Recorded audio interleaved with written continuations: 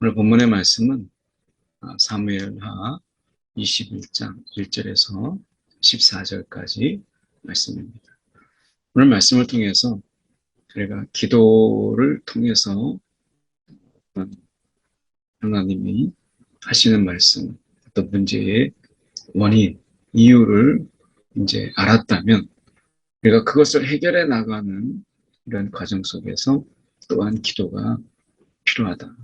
그래서 결국 기도를 통해서 시작한 어떤 문제의 해결의 시작은 문제를 통해서, 기도를 통해서 계속된 기도를 통해서 하는 것이 매우 중요하다라고 하는 것입니다. 그래서 기도를 시작한 이유는 기도를 통해서 과정을 또 그것이 해결될 때까지 우리가 기도를 멈추지 않는 것이 중요하다라고 하는 것을 살펴보게 됩니다. 함께 본문을 통해서 저희가 보겠습니다.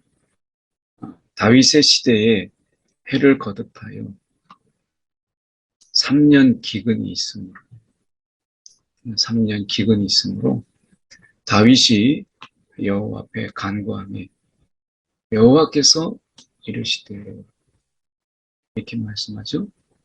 이는 사울과 피를 흘린 그의 집으로 말미암아 이렇게 되어 있습니다. 그래서 사울과 피를 흘린 그의 집으로 말미암으니 이렇게 되어 있습니다.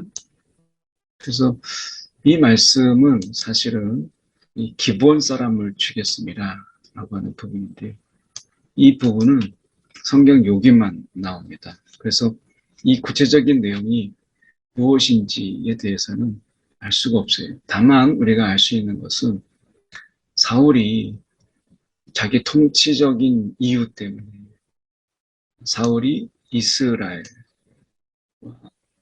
유다 족속을 위하여 열심히 썼다고 이야기합니다. 이 열심을 우리가 생각해 볼 때 하나님을 향한 열심, 그러면 그 주님을 향한 열심이 참 필요한 사울이잖아요.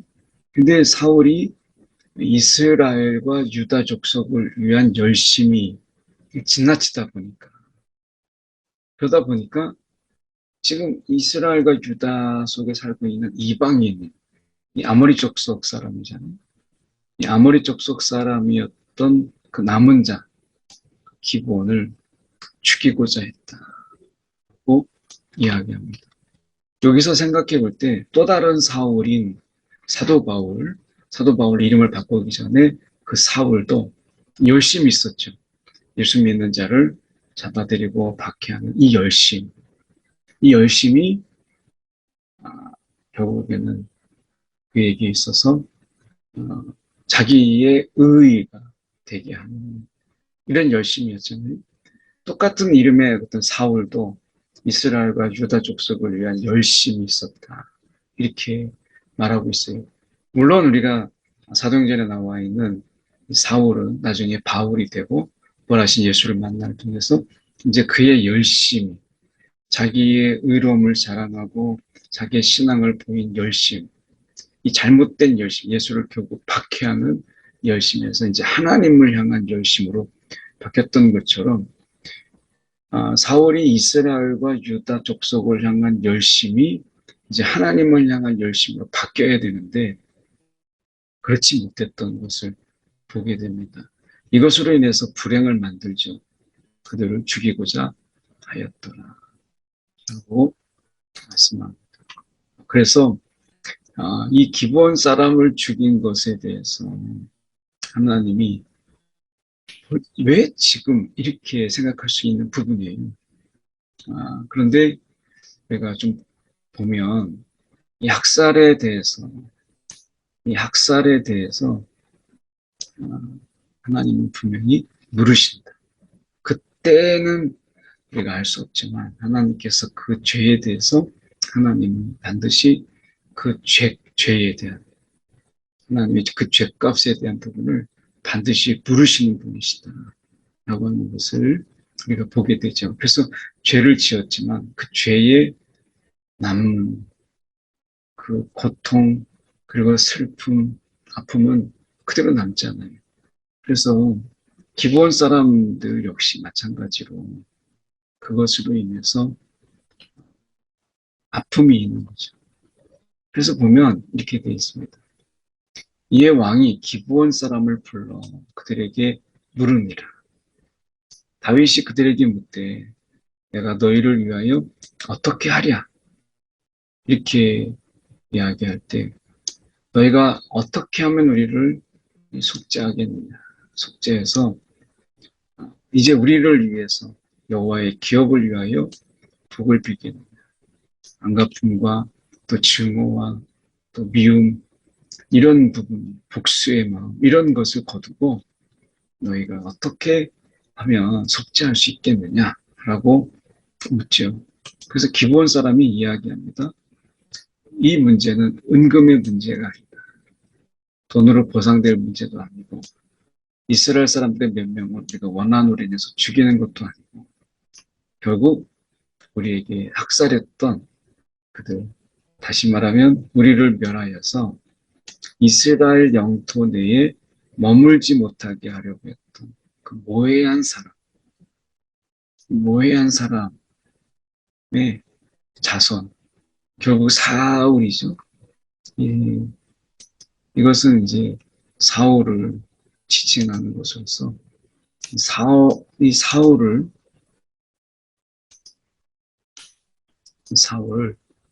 사울의 그 자손 일곱 사람을 우리에게 내주소서. 그래서 목매달아 하나님 앞에서 목매달아 죽이겠나이다. 목매달아서 그렇게 죽게 하겠습니다.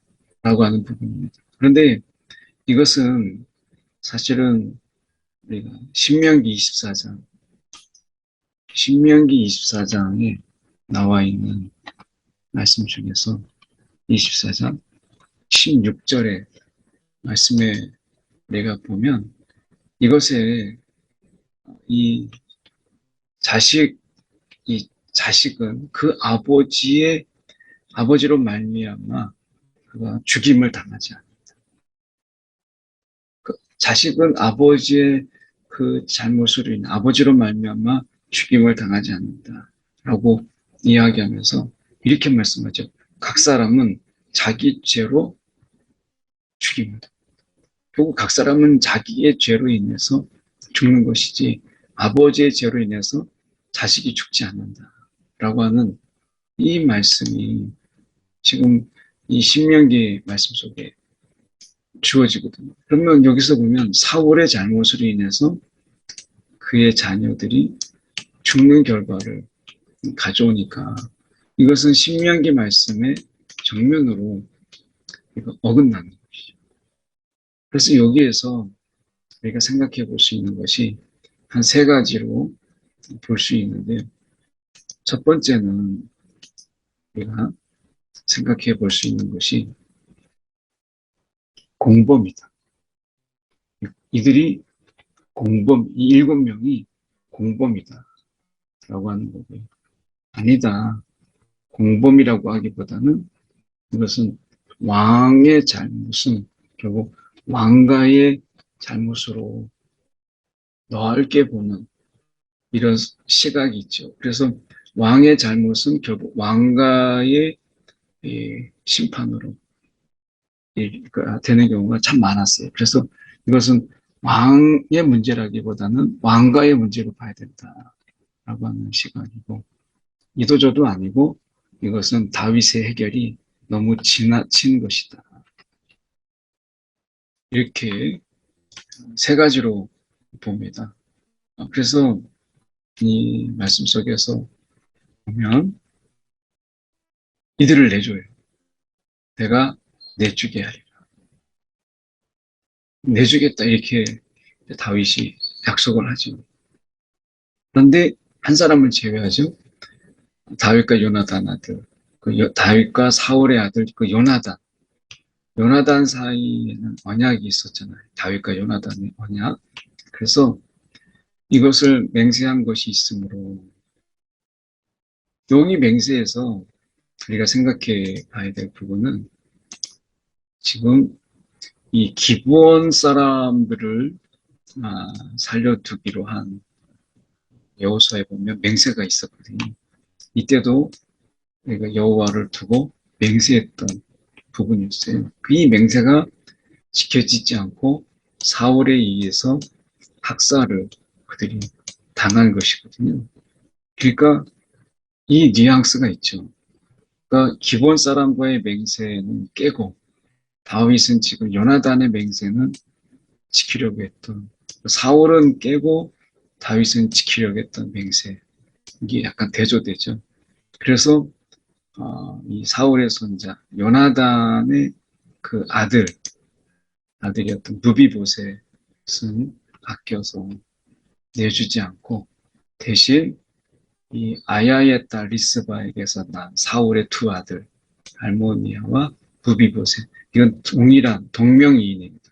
그러니까 요나단의 아들 이름도 무비보셋이고 여기에서 리스바의 그 아들도 무비보셋인 거예요. 이 두 다른 동명이인이죠. 알모니아와 무비보셋.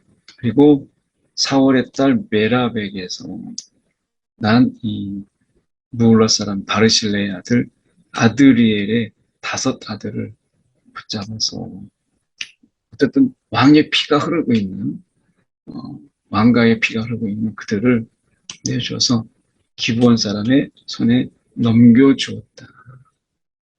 그랬더니 그들이 산 위에서 여호와 앞에 목매달아 달매 7 사람이 동시에 죽었다. 이렇게 얘기합니다. 그리고 그날은 첫날 곧 보리를 베기 시작한 때더라.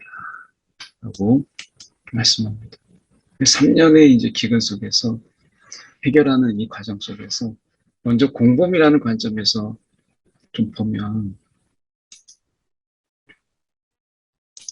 이 공범이라는 관점에서 볼 때 이 알모니아와 무비보셋의 나이는 성경에 나와 있지 않지만 적어도 이 메랍이라고 하는 이 부분 속에서 다윗이 왕이 될 때가 이제 30이니까 이 메랍이라고 하는 이 딸의 나이는 어렸어요. 그보다 훨씬 더 어렸어요. 그렇게 본다면 10대 정도 되는데 이렇게 됐을 때 결국에는 사울이 이런 어떤 그 전의 일이니까 이미 메랍은 10살 거의 고전 10살 정도 되는데 그렇게 된다면 사울이 했던 것은 그 전이니까 이 딸 메랍이 훨씬 전의 일이니까 이 아들들 거기서 낳은 거기에 아들이니까 이들이 공범으로서 참여한다라고 하는 것은 어려운 이야기다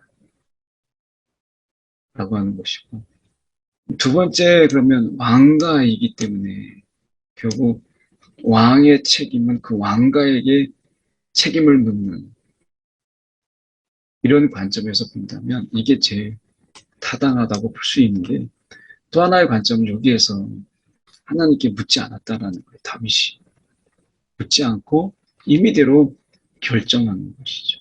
그래서 이 결정은 너무 지나친 것이었다. 이런 평가도 있어요. 왜냐하면 은금에 있지 아니하다라고 얘기했을 때 이것을 분명히 못 박았지만 은금에 관한 우리가 어떤 손실 보상 그들에게 어떤 경제적인 부분에서 보상해 줄 수 있는 여지가 있었는데 이것을 왕이 하지 못했던 이런 부분에서 다윗은 너무 지나친 해결을 제시한 것이다 라고 하는 이런 평가도 있어요. 중요한 것은 다윗은 여기에서 하나님께 간구했지만 이 부분에 대해서 이 문제를 가지고 어디에도 기도했다라고 하는 기록이 없습니다. 그러니까 결국 하나님께 간구함으로 인해서 그것이 어디에서 시작되었는지를 알았다면 그 해결의 부분도 기도가 필요하지 않았느냐. 이것은 왕이 이것을 내가 내주리라 라고 하기 전에 기도가 필요했던 그런 포인트가 아니냐라고 하는 것입니다. 그러니까 우리가 흔히 하기 쉬운 그런 실수죠. 어떻게 보면 어떤 둔감함이라고 볼 수도 있는 부분이에요. 그래서 기도로 시작했던 이 부분이 결국에는 기도로 과정이 되고 기도로 매듭을 짓는 것이 가장 귀한 것이 아니냐라고 하는 것이죠. 그래서 결국에는 그들이 죽게 되고 리스바가 이 굵은 배를 가져다가 자기를 위하여 바위 위에 펴고 그래서 배기 시작할 때부터 하늘에서 비가 쏟아지기까지 이들의 기본이 했던 것은 비가 올 때까지 매달아 두는 이런 것을 취했던 것 같아요. 근데 성경에 보면 우리가 나무에 달린 자가 죽었을 때 그날 바로 장례를 치르도록 우리가 되어 있는 것을 본다면 이것은 뒤면 다윗이 이것을 챙기지 못했던 거죠. 내어주고 말았던 부분에서 이 부분이 지금 보면 리스바가 낮에는 공중에 새가 앉지 않도록 그리고 밤에는 들짐승이 범하지 않도록 했던 이 이야기, 리스바의 이야기가 이제 알려지게 됐을 때 뒤늦게 다윗은 그때서 그동안 하지 못했던 사울의 뼈와 아들 요나단의 뼈를 길라 야베스에게서 이제 가져갔던 그것들을 이제 다시 다 가지고 와서 가져온 것을 이제 가지고 올라와서 달려 죽은 자들과 그들의 뼈를 거두어다가 함께 베냐민 땅 셀라 이 셀라가 이 베냐민 땅의 셀라가 사울의 원래 고향이 아니겠나라고 하는 학자들의 추측이 있습니다. 그래서 그곳에 함께 장사했다.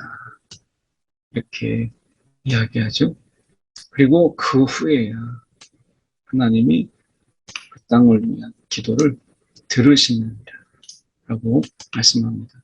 그래서 하나님이 이 기도를 들으시는 이 장면 속에서 우리가 생각해 볼 수 있는 것은 결국 그 죄에 대한 이 죄, 사울의 죄라도 그것이 다윗 때 와서 이 죄에 대해서 결국에는 문제가 해결되는 그게 지나쳤던 아니면 그 왕가에 대한 책임을 물었던 이것이 결국에는 그 죄로 인해서 사울의 그 자손까지 죽게 된 것을 보게 되죠. 저는 이 부분에서 왜 이때일까라고 하는 부분에서 생각해 본다면 하나님이 다윗에게 이러한 통치자의 잘못이 그 다음 세대까지 얼마나 큰 영향을 줄 수 있는가라고 하는 부분 속에서 다윗에게 좀 더 경각심을 주고 다윗이 그런 신앙의 부분 속에서 다시 하나님을 바라보도록 하는 그런 하나님의 이 암묵적인 어떤 메시지가 아니냐라는 생각이 듭니다. 오늘 우리가 이 신앙의 부분 속에서 분명히 그 죄는 자신의 죄로 인해서 죽어요. 우리가 아까 보았던 신명기 24장 16절의 말씀처럼 자식도 아버지로 말미암아 죽지 않고 아버지도 자식으로 말미암아 죽지 않습니다. 다 각자의 죄로 인해서 죽어요. 근데 왕가의 경우에는 그 통치자의 경우에 그 통치의 얼마나 그 귀한 자리에 그 가운데서 잘못했을 때 왕가의 전체 책임을 묻는. 왜냐하면 결국 왕이 왕으로 이어지는 이런 부분 속에서 이것을 더 크게 하나님께서 물으시는 것을 보게 되죠. 우리가 왕 같은 제사장으로서 땅에서 얼마나 우리가 영적 영향력을 갖추고 있는가라고 하는 부분 속에서 하나님 앞에 우리가 바로 서는 것. 어느 때보다도 왕 같은 제사장으로서 우리가 맡은 이 직이 하나님의 맡겨준 직분이 너무 귀하다. 그 귀한 만큼 우리가 소중하게 하나님의 뜻 안에서 사용하는 것이 참으로 귀하다라고 하는 것을 오늘 말씀을 통해서 저희가 살펴보게 됩니다. 한 1분 정도 우리가 말씀을 생각하면서 우리가 왕 같은 제사장으로서 귀한 직분 우리 가운데 맡겨져 있다라고 하는 것. 그래서 죄에 대해서 어느 때보다도 더 경각심을 갖는 그런 자로 살게 해달라고 이 시간 아침에 함께 한 1분 정도 기도하겠습니다. 사랑이 많으신 하나님 아버지, 이 시간에 기도합니다. 하나님 아버지, 오늘도 주님께서 우리 가운데 함께하여 주셔서 오늘도 하나님과 함께하는, 하나님께 묻고 간구하는 우리의 신앙이 되게 하여 주시옵소서. 오늘도 하나님 앞에 기도함으로 시작했던 일이 기도함으로 내가 이어지게 하시고 기도함으로 마칠 수 있도록 주님 인도하여 주옵소서. 오늘 기도로 시작했던 일들이 우리의 생각으로 우리의 결정으로 마무리되지 않도록 붙잡아 주시옵소서. 사랑이 많으신 하나님 아버지, 오늘도 우리에게 기도할 수 있는 특권을 주신 것 감사하고 기도 가운데 우리 가운데 말씀하신 하나님으로 우리 가운데 다가오신 주님을 찬양합니다. 오늘도 주님과 함께 시작했던 우리의 삶이 주님과 함께 진행되는 주님과 함께 마무리할 수 있는 오늘 하루의 삶이 되게 하여 주시옵소서. 살아계신 예수 그리스도를 받들어 기도드립니다. 아멘.